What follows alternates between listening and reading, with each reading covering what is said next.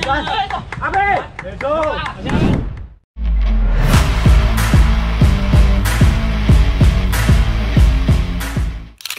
kelemahan Palestina dan Argentina, Hernando Ari tak takut bersaing.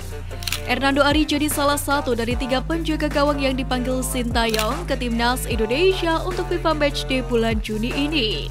Sementara 2 nama lain yang mengawal pos penjaga gawang Timnas Indonesia adalah Reza Arya Pratama dan Syahrul Trisna. Dalam hal ini, Hernando Ari mengaku sudah melakukan evaluasi untuk menghadapi Argentina dan Palestina.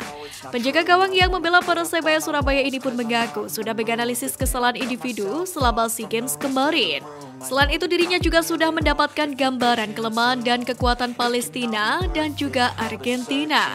Hal ini didapatkan Hernando Ari melalui video yang dikirim oleh staf pelatih Timnas Indonesia ke grup pemain. Khususnya laga melawan Palestina, penjaga gawang Timnas Indonesia Hernando Ari Sutaryadi mengaku sangat bersemangat. Pasalnya, ia akan kembali tampil di Stadion Gelora Bung Tomo Surabaya, di mana ia biasa tampil mengenakan jersey Persebaya. Bahkan, ia mengaku punya motivasi berlipat ganda jika memang dipercaya tampil mengawal gawang Timnas Indonesia pada laga menghadapi Palestina nanti. Sebab atmosfer supporter di Surabaya yang membuatnya pede mengawal gawang Garuda. Jelas ada keuntungan karena saya sering main di GBT dan di Surabaya. Pasti atmosfer itu semakin membuat pede dan semangat lagi untuk mengawal gawang Timnas Indonesia yang biasanya saya Persebaya, ujar Hernando Ari. Namun tidak bisa dipungkiri, Hernando harus bersaing dengan 2 kiper lain di FIFA Matchday kali ini, yang mana juga memiliki statistik tak kalah mentereng dari dirinya. Belum lagi adanya potensi naturalisasi yang juga menyasar potensi penjaga gawang Timnas Indonesia.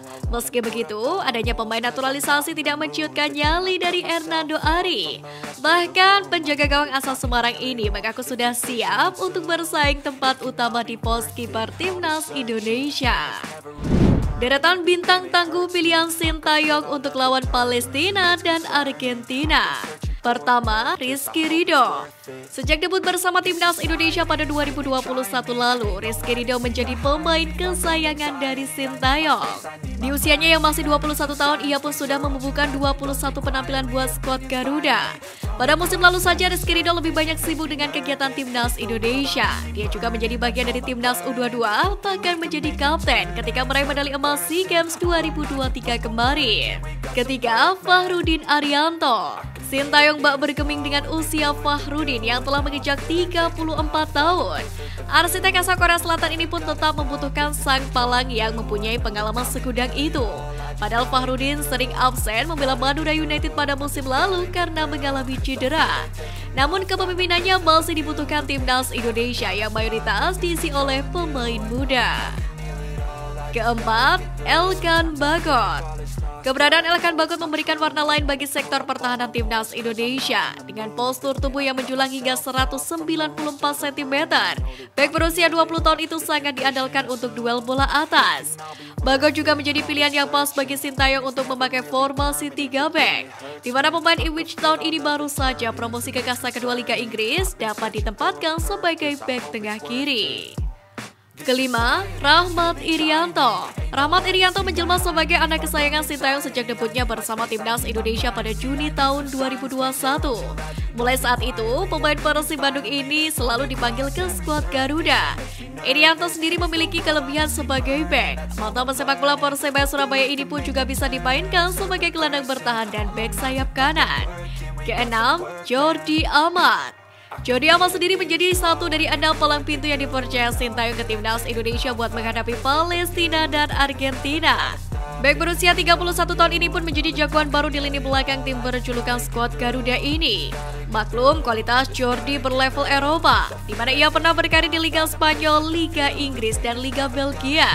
Selain itu, performanya bersama klubnya saat ini CDT juga cukup menjanjikan. Didapuk sebagai kapten, Jordi Amat sukses membawa rekan-rekannya pada top performa. Pelatnas Timnas Indonesia rasa Eropa, Rizky Ridho angkat suara.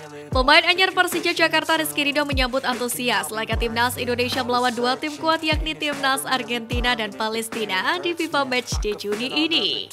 TC sendiri akan dimulai pada 5 Juni mendatang, di mana jelang TC tersebut, Rizky Ridho menyambut rencana PSSI di bawah kepemimpinan Erick Thohir untuk sering menggelar program FIFA Matchday. Rencana Pak Erick untuk menggelar FIFA Matchday lebih sering akan mempertebal pengalaman kami bermain dan menghadapi lawan dari manapun, mempertebal nyali kami, ujar Rizky Ridho. Sementara itu, pemusatan latihan Timnas Indonesia menjelang duel akbar ini sepertinya akan terasa berbeda.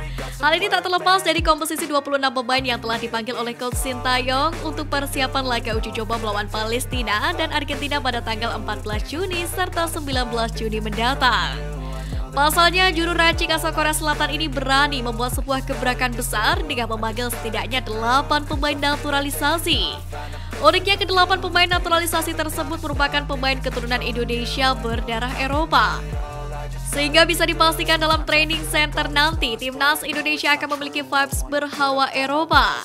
Selain memanggil 2 pemain naturalisasi yang bermain di dalam negeri seperti Mark Klok dan Stefano Lillipali, pelatih yang sukses memulangkan Jerman di perhelatan Piala Dunia Rusia tahun 2018 ini juga memanggil pemain-pemain yang baru saja mendapatkan status naturalisasi. Nama-nama itu adalah Sandy Walsh, Seun Patinama, Ivar Jenner, Rafael Struijk yang akan melengkapi para pemain naturalisasi yang sudah menjadi pakem Disko Sintayong seperti Elkan Bagot dan Jordi Amat. Coba bayangkan dengan 8 pemain naturalisasi berdarah Eropa, tentu pelatnas Timnas Indonesia kali ini akan terasa sangat berbeda sekali, bukan? Karena sejauh ini pemanggilan 8 pemain naturalisasi untuk memperkuat Timnas Indonesia adalah jumlah terbesar dalam sejarah perjalanan skuad Garuda. Namun tentu saja akan selalu ada sisi negatif dari setiap hal yang diputuskan. Pemanggilan 8 pemain berdarah Eropa ini tentu akan membuat pihak-pihak yang mendengungkan frase local pride akan semakin kesal. Pasalnya di mata mereka kekuatan terbaik dari Timnas Indonesia haruslah dibangun dari talenta-talenta yang murni berasal dari tanah air.